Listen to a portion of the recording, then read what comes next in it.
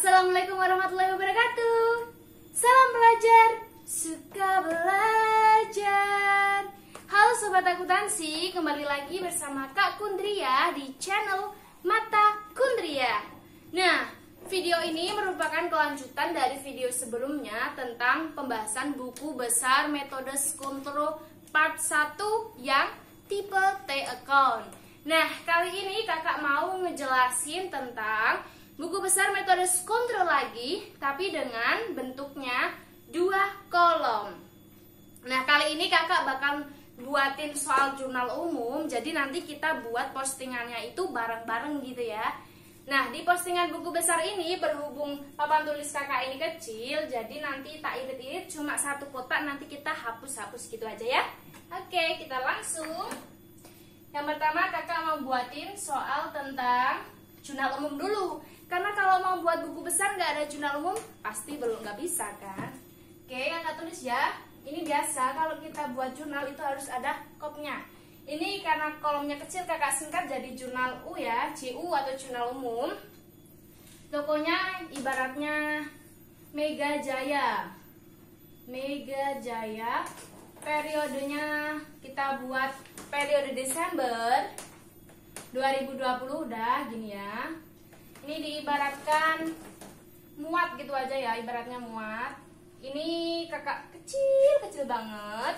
Dan bagian tanggal, oh sorry mencong merot. Aduh, bentar. Wait. Nah, ini kakak tanggalnya dibuat kecil. Sert. Nah, seperti biasa kemarin pasti kalian tahu. Ini 2020, ini Desember, ini tanggal, ini keterangan, ini debit, ini kredit. D sama K ya, kakak singkat gitu ya. Kakak buat ini acak ngarang, jadi biar kita nanti fokusnya ke buku besar bukan jurnal umum, oke? Ibarat kata ini perlengkapan pada kas 1 juta aja gitu aja. 1 juta.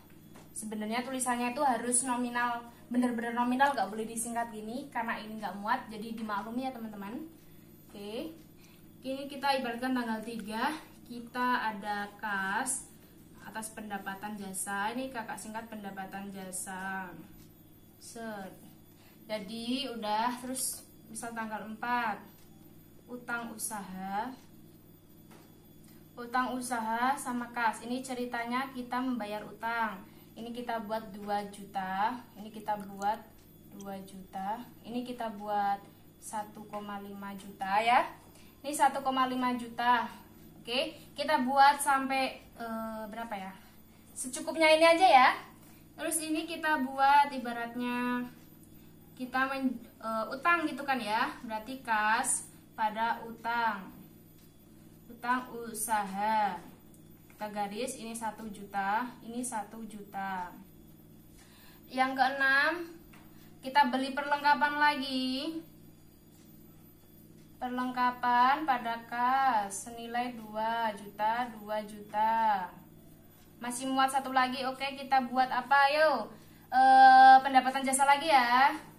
Oke, kas sama pendapatan jasa senilai 3 juta gitu aja ya. Dah. Ini jurnal umum. Ini soalnya misal kita udah buat kayak gini, ini kan udah jumlahnya di bawah ya, nggak kelihatan kalian jumlah sendiri. Sekarang kita masuk ke pencatatan buku besar. Nah, buku besar model Skontro tipe 2 kolom itu terdiri dari, nih kalian bisa lihat, semoga muat, bismillah. Ini garisnya ditumpuk nggak apa-apa ya. Ini tanggalnya kakak buat kecil banget. 2 kolom seperti ini ya. Ini 2 kolom, dimana di sini itu ada tanggalnya kecil banget. Di sini juga ada tanggal seperti ini. Oh, mencong merot lagi. Aduh, harus lurus bentar. Set. Nah, tanggal di sini ada keterangan. Semoga muat, bismillah. Dah, keterangan. Ini referensi. Ini jumlah ref. Nah, terus di bagian sini juga sama, keterangan, referensi, dan jumlah. Jumlah itu jumlah nominal. Ini ref keterangan. Ini aja. Ini kan mau dibuat satu aja, nggak usah banyak-banyak. Jadi nanti kita hapus dalamannya aja ya teman-teman. Nih, biar agak kelihatan. Kakak pakai warna merah. Ini itu ref. Ini referensi ya. Ini jumlah. Ini nggak usah gini aja. Ini intinya di bagian kredit, ini bagian debit. Nah, tulisan di bagian sini kita buat sesuai akun. Nah, kalian kan pasti tahu urutan akun nih kakak tulis ya. Yang pertama itu ada aktiva. Yang kedua, setelah aktiva ada pasiva atau kewajiban. Nah, setelah ada pasiva itu ada pasiva atau kewajiban, dimana ini ada modal, utang plus modal. Terus di bawahnya lagi tuh ada pendapatan. Terus bawahnya lagi ada beban. Nah, kalau kita mau buat buku besar, kita urutin akun-akunnya. Pertama dari aktiva. Golongan aktiva nanti kita akan bahas di video selanjutnya. Karena setelah kita buat video buku besar, kakak nanti buatin video ini. Nah, pertama ini kan kita lihat di jurnal umum. Ini ada perlengkapan kas, kas pendapatan, utang usaha kas utang usaha, perlengkapan kas pendapatan jasa. Nah, untuk akun aktiva pertama kali adalah kas. Kita tulis dulu, kumpulin dulu kas. Kita buat buku besar 2 kolom. Di sini adalah kas nama akunnya. Kita lihat ada kas di mana aja, kita lingkari.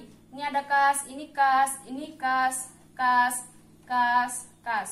Ada banyak kas. Kita tinggal masukkan sesuai dengan debit sama kredit. Nah, ini tanggalnya kita sesuaikan. Oke, kita mulai dari tanggal 1 ya. Tanggal 1 kita tulis. Kasnya di posisi mana? Kredit. Oh, berarti kalau kredit di sebelah sini. Berarti tanggalnya tulis di sini. Ini hapus. Ini keterangannya apa? Untuk membeli perlengkapan. Ini tulis aja untuk beli perlengkapan. Ini tulisannya kecil. Anggap aja teman-teman lihat ya. Senilai berapa? 1 juta. Oh, tulisannya. Nah, 1 juta seperti ini ya. Ini dalam satuan rupiah. Harus ditulis dalam satuan rupiah. Nah, kalau misal ini udah, kita lanjut ke tanggal 3. Tanggal 3 posisi kasnya di mana? Nih, di debit. Berarti kita tulis tanggal 3. Ini keterangannya apa? Kas atas pendapatan jasa. Berarti tulisannya pendapatan jasa. Dia menerima pendapatan jasa, jadi kasnya bertambah senilai berapa? 2 juta. Jumlahnya 2 juta. Nah, kalau akuntansi sesungguhnya itu menulisnya itu seperti ini, angka real. Sebenarnya bisa kalian variasi depannya RP, itu lebih bagus. Kalau misal kolomnya nggak muat, kalian bisa tulis dalam satuan rupiahnya itu atas. Nah, seperti ini. Nah, ini kan udah. Ini ada lagi tanggal 4, kas lagi ya. Oke, kasnya di posisi mana? Kredit. Oke, tanggal 4. Untuk apa? Untuk bayar utang. Kita tulis membayar utang. Senilai berapa? 1,5 juta. Berarti 1.500. Nah, seperti ini. Oke, tanggal 4 udah. Berarti kita langsung ini tanggal 5 ada kas lagi. Posisi mana? Debit. Nah, posisi debit ini berarti kita masuk tanggal berapa ini? 5. Tanggal 5. Kasnya posisi debit untuk apa? Oh, dia menerima utang. Berarti dia utang ke orang. Utang orang. Nah, orang ini nanti kalian bisa isi sesuai dengan PT atau perusahaannya. Nah, ini kan udah sampai tanggal 5. Tanggal 6 ada kas lagi ya teman-teman. Posisi mana nih? Kredit. Benar sekali. Berarti kita tulis tanggal 6 kasnya kredit untuk apa? Dia untuk membeli perlengkapan. Oke, kita tulis beli perlengkapan. Senilai berapa? 2 juta. Oke, kita tulis 2 juta. Terus ada lagi tanggal 7 ada kas lagi nih. 3 juta posisi mana ini? Debit. Ya, pinter. Tanggal 7 posisi debit untuk beli. Oh, itu untuk pendapatan jasa. Dia mendapatkan jasa senilai berapa ini? 3 juta. Nah, di bagian 5 tadi kita kelewatan 1 juta ya. Nah, kalau udah semua bagian kas kita udah catat, jangan lupa kita jumlah di bagian sini. Kita jumlah, ditulis jumlah. Jumlahnya ini berapa, jumlahnya ini berapa. Begitu teman-teman. Nah, sama kalau di metode ini itu tuh tidak berlaku untuk ini debit sama kredit itu balance, enggak. Karena nanti ini sama, nanti dikelompokkan ke neraca. Nah, sekarang kita lanjut ke yang lainnya yang belum kita masukkan buku besar, yang belum kita lingkari berarti ya. Oke. Berhubung ini gak muat, kakak hapus satu persatu aja ya. Nanti kita isi di sini. Oke, hapus. Wah. Oke, nanti tinggal tambahin aja garisnya ya teman-teman. Oke, ini kita sambung biar nggak putus. Kalau putus kan sedih gitu ya. Nah, dah. Ini kan perlengkapan udah di bagian aktiva. Nah, bagian aktiva itu juga ada yang namanya perlengkapan. Ini ada perlengkapan nggak? Coba kita cek. Oh, ada perlengkapan, ada 1, 2. Ada 2, berarti kita tulis di sini perlengkapan. Ini namanya buku besar untuk perlengkapan. Nah, ini kita rangkum semua. Jadi nanti buatnya itu atas sama bawah. Misal atasnya tadi kan kas, nanti kalian buat kolom lagi di bawah itu perlengkapan, bawah lagi. Beda kalau yang model T. Kalau model T itu kalian bisa kanan kiri. Jadi lebih hemat. Kalau ini harus menurun gitu kan. Oke, sekarang kita masuk yang ke perlengkapan. Tanggal 1 ada perlengkapan. Posisi mana ini? Posisi debit ya. Berarti kita tulis di bagian debit. Debit itu berarti kiri kalian ya, kiri kalian. Nah, ini tanggal berapa? Tanggal 1 perlengkapan, berarti dia sama keterangannya beli perlengkapan. Senilai berapa ini? 1 juta. Nah, terus ada lagi nggak perlengkapan? Kita cari lagi. Set. Oh, ada tanggal 6. Ya. Tanggal 6 ini posisi mana? Debit lagi. Apa itu? Beli perlengkapan lagi. Berapa? 2 juta. Oke, kita tulis. Nah, terus kita cek lagi, ada nggak perlengkapan? Ting. Nggak ada. Berarti udah, langsung kita jumlahkan seperti tadi. Ini bisa dilihat, debitnya ada ini 3 juta, kreditnya nggak ada karena emang dia nggak ngeluarin perlengkapan. Oke, sekarang kita masuk lagi di sisanya yang belum kita masukkan. Oke, kita sambung lagi. Oke, udah. Kita cek lagi. Di sini ada apa? Perlengkapan kas udah. Pendapatan, ada utang sama pendapatan. Nah, kita buatnya gini. Pendapatan sama utang itu duluan mana? Kalau di rumus apa namanya, nama akun akuntansi. Kita lihat di daftar ini. Aktiva. Bisa aktiva, pasiva sama kewajiban. Pasiva itu isinya itu kewajiban antara utang dan modal. Berarti utang dulu, baru pendapatan. Berarti kita catat dulu yang bagian utang, oke? Nah, gini kita tulis utang. Utangnya ada di tanggal berapa aja? Tanggal 4, ya benar. Tanggal 4 posisi mana? Debit ya? Ya. Kalau udah debit kita masukkan sama, ini tanggal berapa? Tanggal 4. Ini utang usaha. Utang usaha kok di sini ada kas di bawah, berarti dia bayar utang. Berarti keterangannya membayar utang. Bayar utang berapa? 1,5 juta. Oke, kalian tulis 1.500.000. Ada utang lagi nggak? Kita cek lagi. Oh, ada tanggal 5 nih. Utang usahanya dia itu utang lagi ke orang, berarti dia mengutang gitu kan. Posisinya kredit, berarti di bagian kanan kalian ya. Tanggal berapa? Tanggal 5. Utang usaha berapa? 1 juta. Nah, udah, kita cari ada utang lagi gak? Udah habis, oke?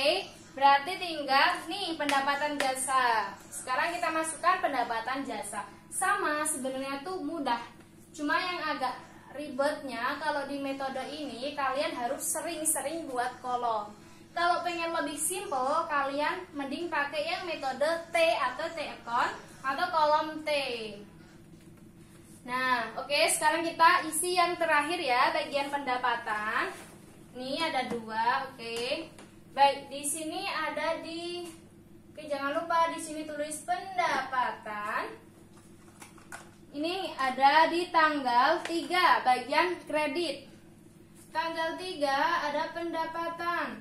Berapa? 2 juta. Kita tulis. Nah, udah kan? Terus ada lagi nggak?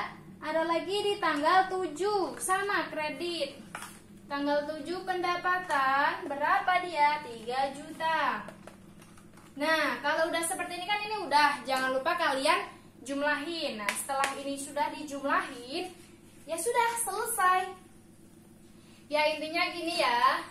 Kalau kita mau buat buku besar, baik itu model yang T sama model ini 2 kolom, intinya tuh harus ada pacuan jurnal umum.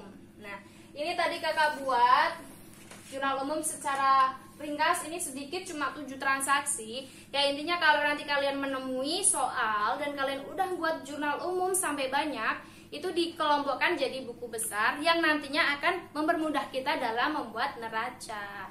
Jadi begitu ya teman-teman untuk metode Skontro di video part 2 ini. Nah, besok kakak bakal buat video lagi tentang buku besar juga yang metode Staffel. Staffel itu ada 2 loh teman-teman, yaitu ada yang metode 3 kolom atau jumlah berganda, saldo berganda gitu ya. Terus ada lagi yang 4 kolom saldo tunggal. Ya intinya gitu. Kebalik maaf. Yang 3 kolom itu saldo tunggal, yang 4 kolom itu saldo berganda. Begitu ya teman-teman. Oke, terima kasih, cukup sekian video dari kakak. Semoga bermanfaat. Salam belajar, suka belajar.